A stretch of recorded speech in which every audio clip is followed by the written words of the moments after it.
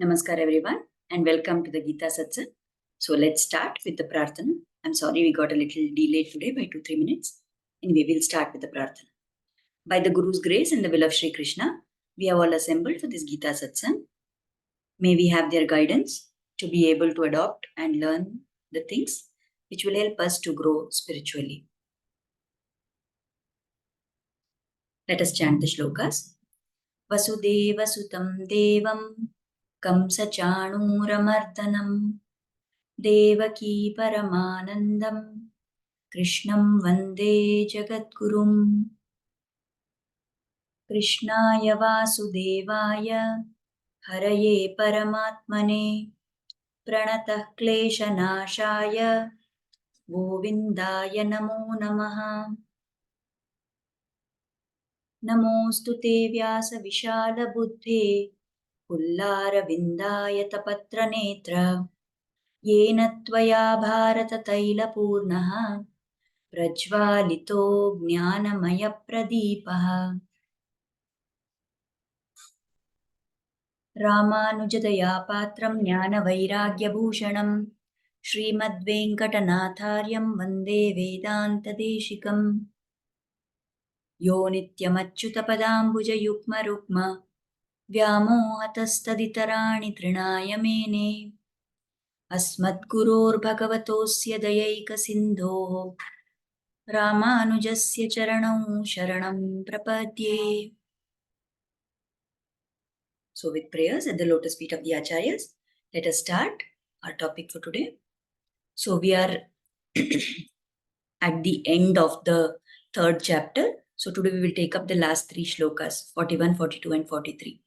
So we saw in the last satsang how Krishna described how this kama or lust and desire engulf the Atma. So we saw him compare it to different things, like how the smoke covers the fire. Then he also talked about how dust covers the mirror. And he talked about how the fetus remains, veiled inside, within the womb. So also the Atma is there, but the Atma is covered by this kama, and therefore the Atma's jnana does not become manifest.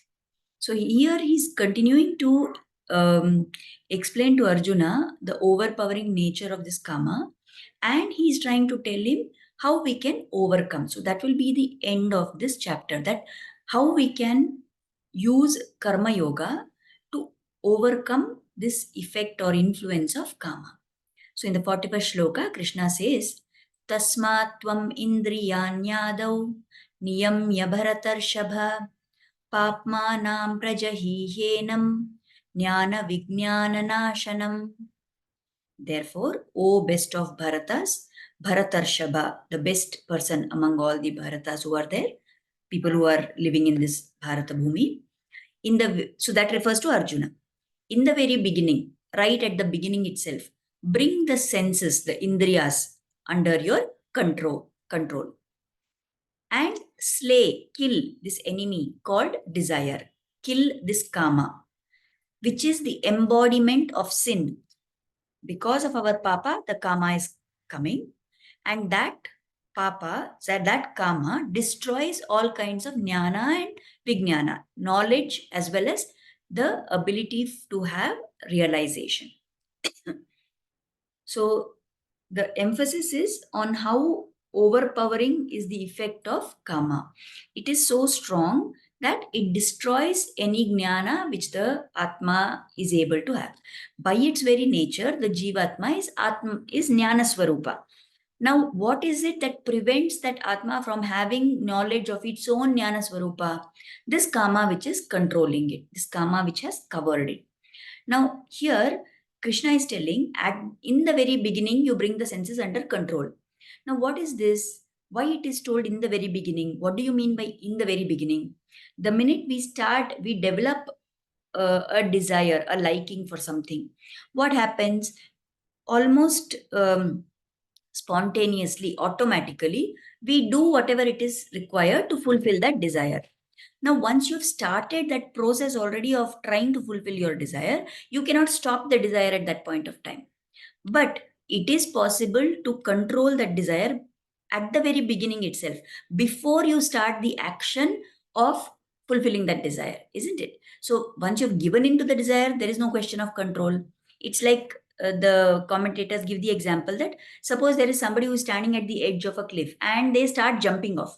Now, once they start jumping off that mountain side, can they stop midair? They cannot stop. They are going to hurtle down and they are going to meet their fate at the bottom, isn't it? Similarly, if we are going to give in to some desire and we start the process of fulfilling that desire, then what happens? It is not possible for us to control that once we have started. Let's say, have you ever noticed how difficult it is if there is something that you like and you start eating that? It's very difficult to control and say, no, I will only eat one small piece. I will just eat one small portion. Once you've started, you can't stop. Then you have to finish that whole thing, isn't it? Similarly, say we are watching a movie or we are doing something else which we like to do. Is it possible for us to go partly into this and then cut off from it? No, it is not possible, because once you've given in and started the process of fulfilling that desire, you cannot stop. That effect of that karma is very strong. Now, if at all you are able to stop something which you think is a desire and you manage to control it halfway through, that means it wasn't actually a very strong desire to start with, isn't it? If there's something which I thought was interesting and I started doing it, but then I don't find it interesting any longer, then I will stop. Now that means that what my desire itself became less. And that is why I was able to get off from that midway. But if genuinely it is something that I strongly desire, I cannot control something after I've started the process of fulfilling it. So before you give in to the desire only, you have to exert control. You have to have some method of controlling at the very beginning. Now, we saw in the last satsang also that these three things are given to us. The indriyas are given to us, all the five, what you say, jnanendriyas, the five karmendriyas, all these are given to us. The manas is given to us, the mind. The buddhi, the intellect is given to us. Now, why have we been given these things? Why are we say we are different from the animals? Because animals also have indriyas, but they don't have manas and buddhi, right? Maybe they have manas to some extent, we don't know, but they don't have buddhi. They don't have the ability to discriminate right and wrong. They will act purely by instinct only, isn't it? Now, we have been given as human beings and we have taken this, what you say, manava janma. We have got this manas and buddhi and indriyas, but we are not what you say, keeping them in our control, or we are not utilizing them in the proper manner in which they have to be utilized. What we are doing, we are using them to indulge more and more in whatever desires are coming to us, isn't it? So we must use these things to avoid the effect of karma rather than as instruments of karma.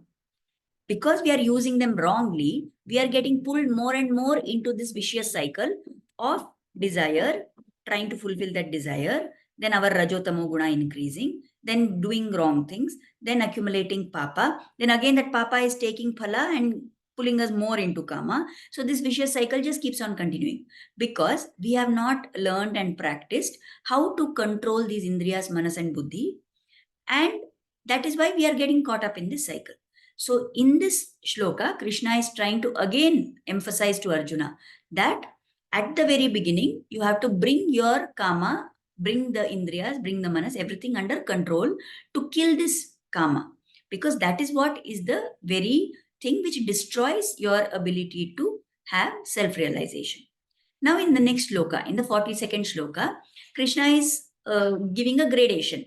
Now, he has talked about manas, he has talked about buddhi, he has talked about indriyas, and he has talked about kama, right? So now we can think that maybe Arjuna has asked a question that he wants to know where to start. Which do I start controlling? How do I exert control? Are they all the same? Can I tackle at all levels at the same time? So, in answer to that, Krishna is telling in the 42nd shloka, he is explaining the gradation. So, he says, Indriyani paranyahur indriyebhya param manaha manasastu para buddhir yo buddhe paratastu saha. The senses, the indriyas, are superior to this sharira, to this gross body, to this thing which is made out of prakriti. But superior to the senses is the mind. Beyond the mind is the intellect. And even beyond the intellect is the soul. Now, I have taken this translation from the website of this Kripalu Maharaj, that group of people, right? So that is why here in the meaning we are telling even beyond the intellect is the soul. But according to Swami Ramanujacharya's interpretation, this saha means that. So here these people have interpreted it as the Atma. But actually Swami Ramanujacharya's interpretation says that this saha refers to kama. That means kama. So what we are trying to say, what Swami Ramanuja is trying to explain is that Krishna has told that the sharira, the deha is one level. Above that is the indriyas. Above that is the mind, manas. Above that is buddhi, intellect. And even that intellect, however, is under the control of kama, because kama has covered all these things, right? So we are going to understand this shloka in that concept. Now it is not wrong to say that the atma is beyond the intellect, because that is a fact, that atma is indeed beyond the intellect. So if you want that atma to realize its atma swarupa, then you have to make sure that all these are kept in your control, right? But what Swami Ramanujacharya is saying is that the influence of kama is even stronger than the influence of the buddhi. So in that perspective, with that drishtikona, we will understand this shloka. So Krishna is calling all these as thieves. They are the robbers. They are robbing what? They are robbing our Atmajnana. They are taking away our ability to have Atma Sakshatkara. So he grades these: Kama, Indriyas, Manas, Buddhi.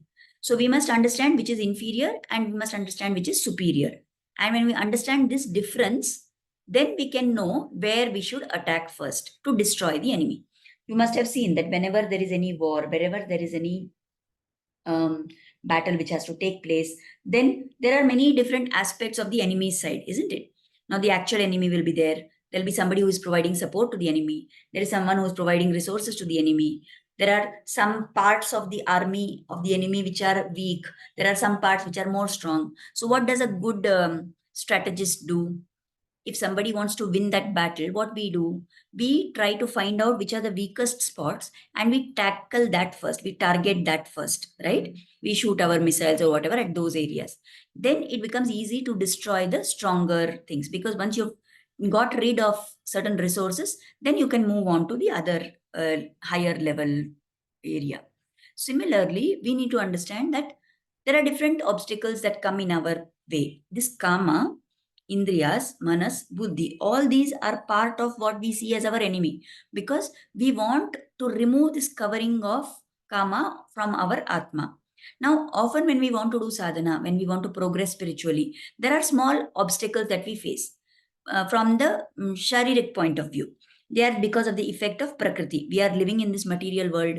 So the influence of those material conditions is always there on us. So because of the effect of that prakriti, there are certain things like we have issues with time, we have issues with place. Like, for example, we are having this satsang. Now, imagine if we had to have this satsang physically in one place. Okay, if I had to say I am in Malleshwaram, all of you have to come to Malleshwaram and attend every Thursday between 6:30 and 7. For how many of us it would have been possible to make that every Thursday without fail, isn't it? So that is the obstacle of place that we have. So now we have managed to overcome that. How? By shifting it online, thanks to modern technology, right? So now because it is online, wherever you are staying, wherever you are living, you are able to still join into the satsang, because you don't need to physically come to this place. Fine, you are able to do that. But sometimes what happens, at this time of 6:30 on a Sunday evening, either I am not available, I have some other work, or you may not be available, you may have some other work, something which is urgent, something which is important, right? Then that is the obstacle of time. So how do we overcome that? Again, thanks to technology, we are able to record this. or because you are all patient enough, we are able to shift it to another day, even I can't make it. So whatever it is, we have found some way of overcoming the effect of these time and place issues. So these obstacles are always minor. They are easy to overcome. All you need to do is you need to have proper planning. You need to be smart about using tools which are available to you. And more importantly, you need to have the discipline to say that, yes, you are going to keep doing this, isn't it? So if I have made a commitment that, yes, every Thursday we are going to have this satsang, then it is the discipline which ensures that I make it. If you have made a commitment that you are going to attend, or if you can't attend at all, you are going to at least listen to that satsang in that week online at some point of time on YouTube, then that is the commitment that you have made. Now, unless you have this discipline, we are not able to do anything, isn't it? The minute we don't have planning, we don't have discipline, then even these small obstacles will become very big obstacles. Just today I was reading, or I think I saw some video on YouTube where people are talking about some 75 hard challenge. So that's some challenge that has been designed, and many people around the world are trying to do that, where for 75 days they are trying to do things which will improve their physical health, right? They are like, I mean, there's some commitments you have to make in terms of your diet, in terms of your exercise that you're going to do, and in terms of, I think they're saying something like reading 10 pages of a book every day. For each day, for 75 days, you keep doing these things. And if you manage to do all those things which are told in that, drinking 1 gallon of water, all these are parts of that challenge. And there are a few people who manage to pull through and complete that 75 days challenge. And there are other people who don't succeed in that, right? Now, even for something like that, what is it that is critical? They need to plan. You need to, first of all, make the decision that you're going to go through this challenge. You need to have the discipline to stick to that. You need to plan your time properly if you're going to make time for all those things, right? And you need to stick with it. That is what is the discipline part. Now, if there is something like this, then everybody gets, okay, maybe it's the challenge that is part of it or whatever. That is okay. They will do that. What happens after 75 days? It would be very interesting to study the effect of that. How many people who completed this 75 days challenge are going to really stick on to it beyond that?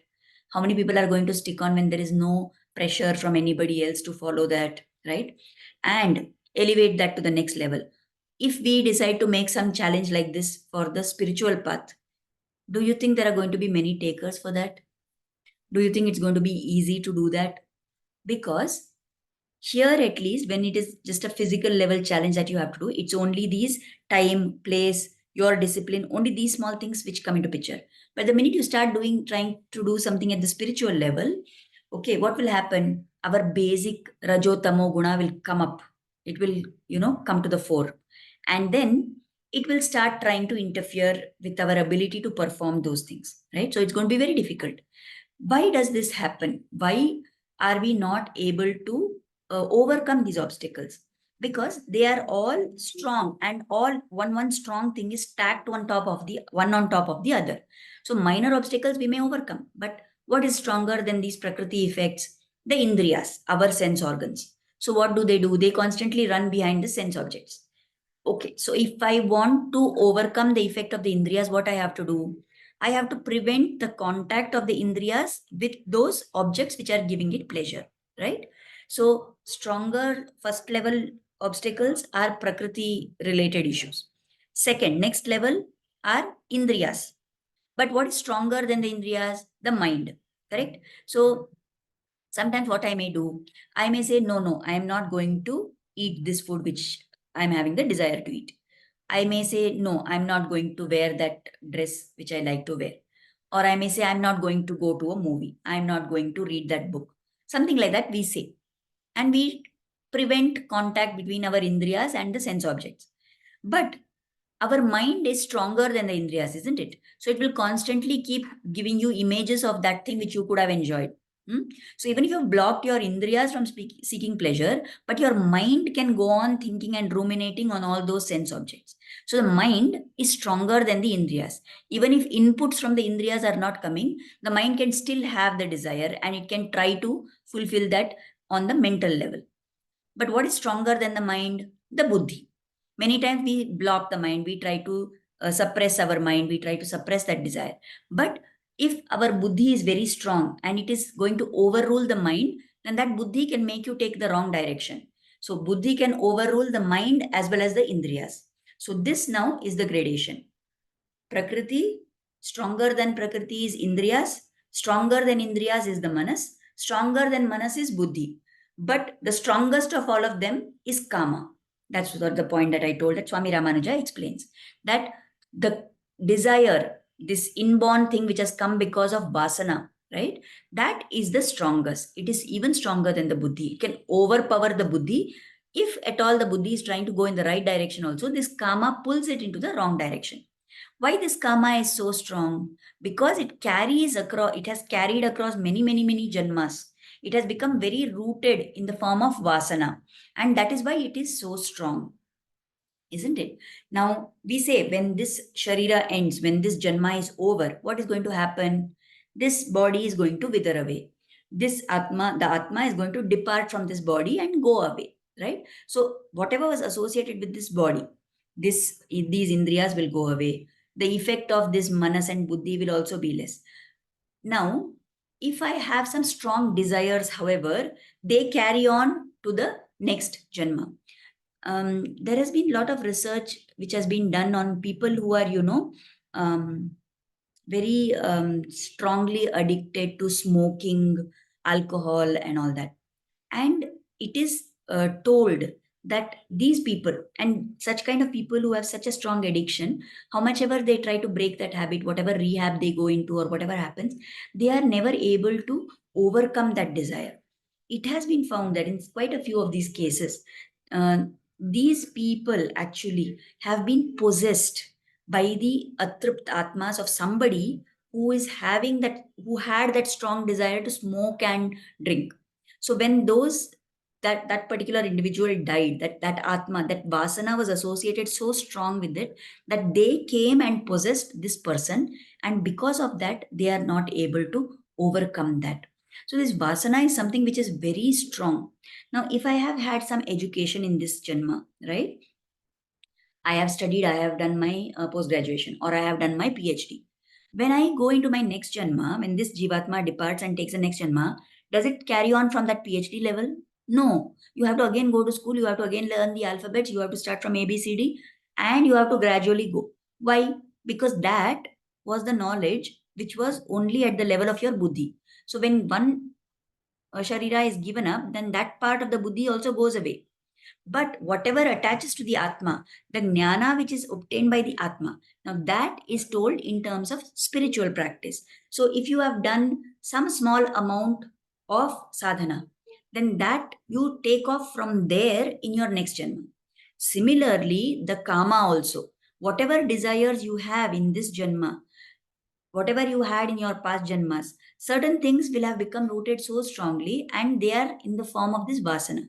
So that kama, that vasana is the strongest. It is even stronger than the buddhi. So now we have understood that the strongest of all is kama. So if we want to overcome, we have to tackle basically at that level. But going there at once is going to be difficult. So what we have to do? We have to start at the level of the sharira. We have to start at the level of the indriyas. We have to then gradually go to the manas, then we have to go to buddhi, and finally we will be able to overcome kama. So how do we overcome kama? By using this gradation knowledge. That is told in the next and the last shloka of this third chapter. So here Krishna says, evam buddhe param buddhva samstabhyatmanamatmana jahi shatrum mahabaho kamarupam durasadam. Thus, O mighty armed Arjuna, Mahabaho, Arjuna of the mighty arms. That means Arjuna is so strong. Knowing the soul to be superior to the material intellect. Again, here, when we are saying soul, we must understand that it is, Ramanujacharya says that it is Kama. Kama is superior to even Buddhi. O mighty armed Arjuna, like this, understand this, and then how you should tackle this. Subdue, put down the lower self. What is this lower self? The indriyas, the manas, and buddhi, the senses, mind, and intellect. By the higher self, by the strength of the Atma. And you kill this formidable enemy called Kama, this enemy of yours, which is very strong, called lust. You kill that by putting down your lower senses using your Atma Bala, right? Okay. So Ramanujacharya explains here that if we want to overcome the effects of karma, so we have to make use of these instruments which have been given to us. Now we said indriyas are there, manas is there, buddhi is there. Using these as our weapons to go closer to the Lord. That is what is the aim. That is what is the solution to overcome the effect of karma. Right now, what is our situation?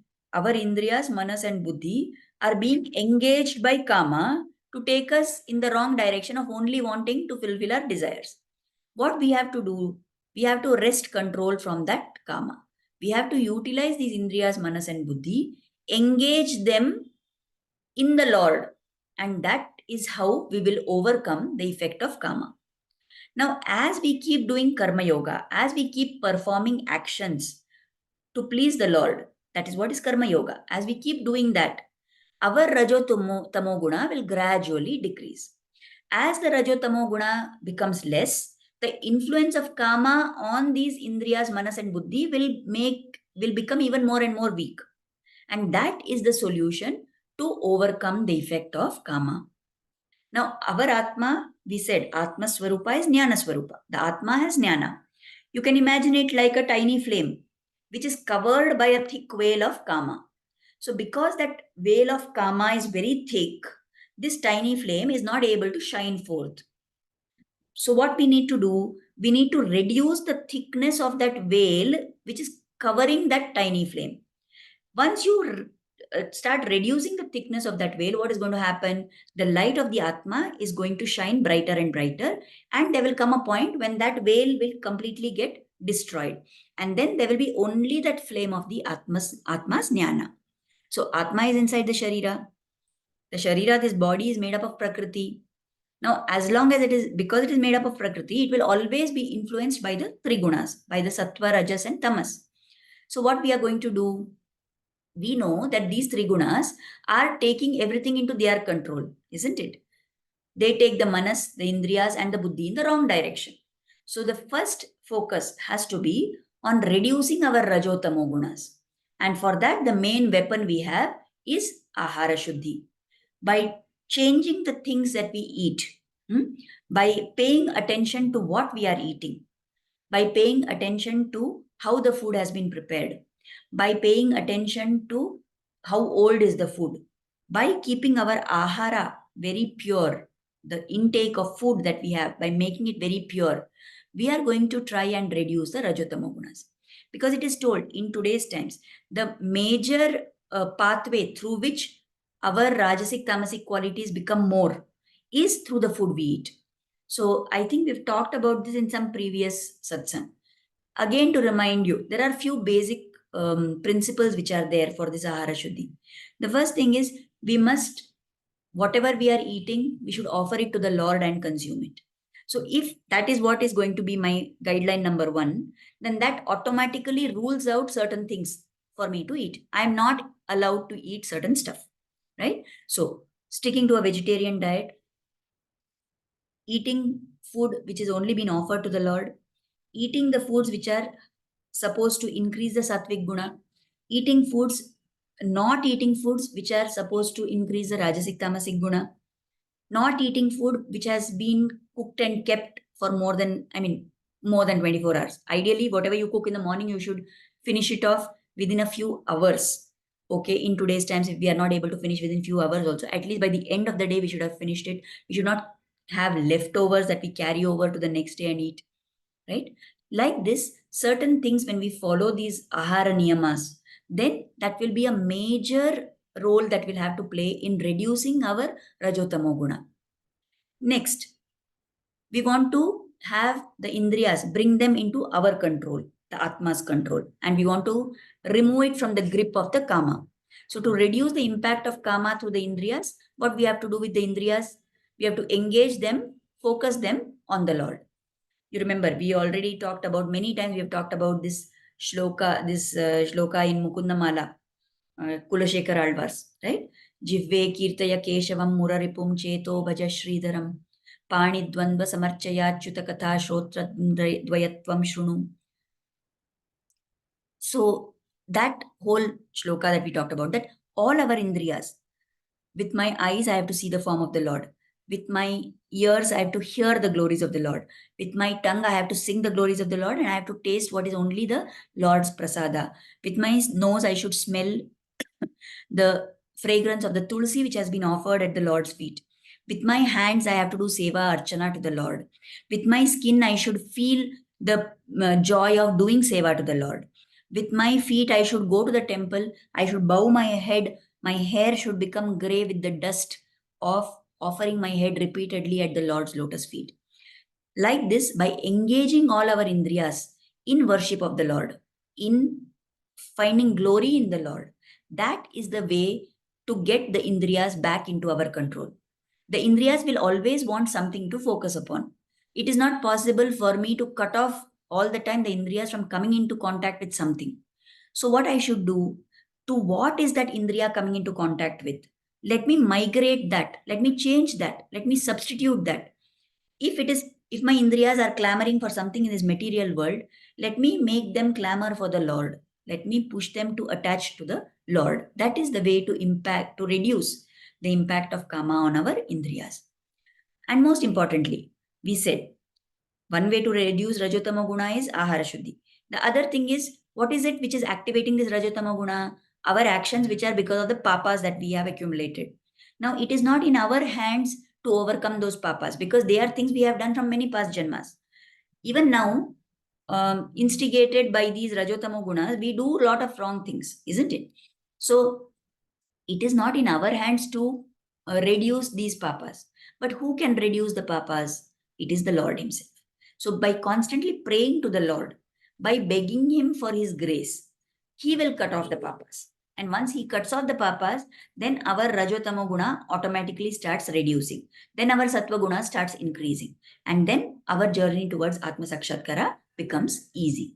So these are the things which have been stressed in this entire third chapter, where Krishna is talking about the superiority of Karma Yoga over Jnana Yoga. Now, in the fourth chapter, Krishna is going to talk about certain aspects of his own Divya Janma, his nature of his incarnation. Then he's going to talk about how karma, when done with the right spirit of Jnana, it will give, like Jnana Yoga is going to be explained, but linked to Karma Yoga. So here, but in this third chapter, which was exclusively about Karma Yoga, Krishna explained to Arjuna right from the beginning that it is natural for us to always be involved in some or the other action. That doing something, action comes more naturally to us than giving up action and sitting in dhyana. That we have to use this, this innate quality of ours to go towards the Lord. That we have to perform karma, we have to perform actions at all times. Nobody can be exempted from that. Even a jnani who is sitting in dhyana, he is still breathing, he is still digesting food, isn't it? So even such a person, karma is there for everybody to perform. But when you just do normal karmas, then you are getting caught up again in this papa punya cycle. What is the solution then? You attach all your karmas to the Lord. You attach your indriyas, manas and buddhi to the Lord. You do all your karma with the proper bhava, so that you get Atma Sakshatkara through that. What is the bhava? Do your actions as if it is for worship of the Lord. Do your actions with the objective that it is the Lord's pleasure for which you are doing the action. Do it as part, not for any worldly goal or objective. Do your actions because you want the superior goal of getting moksha. Do your actions without the sense of ahankara and mamakara. Not that I have done, I am doing. Not like that. The Lord is getting it done through me. Do like this. And constantly pray to the Lord for His blessings in this journey. So when we follow all these things, we follow ahara niyama, we reduce our darjotamo gunas, we engage our manas, indriyas and buddhi in performing karma geared towards the Lord. We do whatever we are doing for the Lord's pleasure. Then that karma that we are performing becomes karma yoga. and along with this, we constantly keep praying to the Lord for his blessings, then his grace is what will ultimately take us there. So we have to do whatever has to be done from our side. Our efforts have to be there, but doership is not ours. We must understand that it is up to the Lord to grant moksha to us. It is up to the Lord to take us ahead on this spiritual path. So we must have this kind of an attitude and keep performing karma.